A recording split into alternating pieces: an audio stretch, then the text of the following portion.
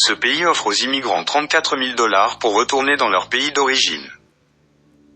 Le gouvernement suédois a annoncé qu'il commencerait à offrir à certains migrants jusqu'à 350 000 couronnes suédoises, 34 000 $, en échange d'un retour dans leur pays d'origine à partir de 2026. Le ministre de l'Immigration, Johan Forssell, en a fait l'annonce jeudi, déclarant « Nous sommes au milieu d'un changement de paradigme dans notre politique d'immigration. » L'immigration est devenue très controversée en Suède ces dernières années, les démocrates étant arrivés en deuxième position lors des dernières élections suédoises de septembre 2022.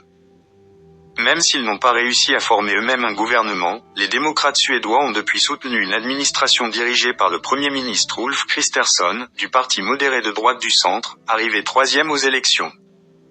Forssell a noté qu'il existe déjà un programme gouvernemental suédois qui fournit aux migrants de l'argent pour les aider à rentrer chez eux, mais les montants payés sont bien inférieurs, avec un maximum de 10 000 couronnes, 976 $, par adulte et de 5 000 couronnes par enfant, avec un maximum de 976 $. 40 000 couronnes, 3 903 $, par famille.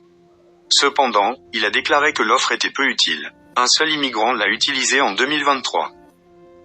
S'adressant aux journalistes, Ludvig Aspling, député et porte-parole des démocrates suédois en matière d'immigration, a suggéré que cette politique serait plus attractive pour les immigrants au chômage de longue durée ou dépendants de l'aide sociale de l'État.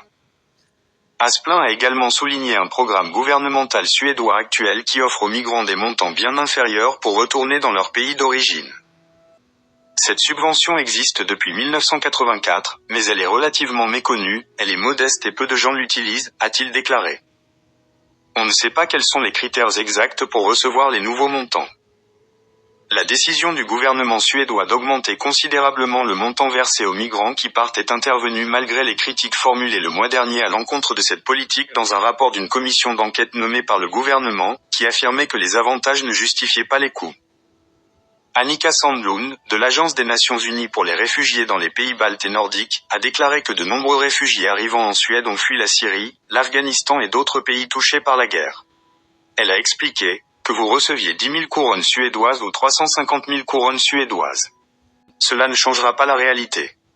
Elle a noté que l'argent alloué au rapatriement des réfugiés pourrait être mieux dépensé pour l'intégration des réfugiés et d'autres immigrants, grâce à des programmes tels que des cours de langue, une aide à l'emploi et une formation, qui pourraient aider les nouveaux arrivants à se construire un avenir en Suède. Selon l'agence France Presse, plusieurs autres pays européens envisagent déjà de rémunérer les migrants pour qu'ils rentrent dans leur pays d'origine, avec des offres d'environ 2 000 $ en Allemagne, 2 800 $ en France, 1 400 $ en Norvège et plus de 15 000 $ au Danemark.